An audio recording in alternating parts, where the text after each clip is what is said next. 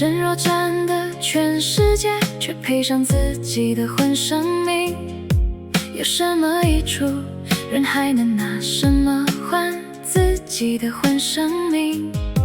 你们看天空的飞鸟，它们既不种也不收，又不收集在仓里。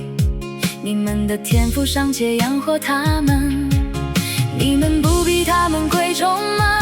你们细想野地里的百合花怎样生长？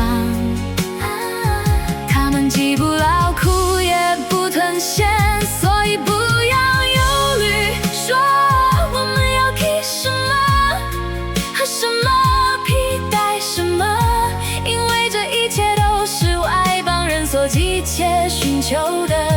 你们的天赋远知道你们需要这一切，但你们要先寻求他的国和他的义，这一切就都要交给你们了。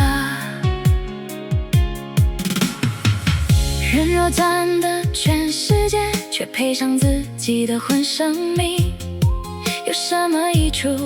人还能拿什么换自己的混生命？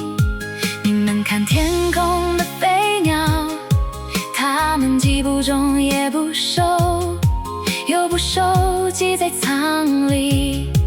你们的天赋尚且养活它们，你们不比它们贵重吗？你们细想野地里的百合花怎样生长？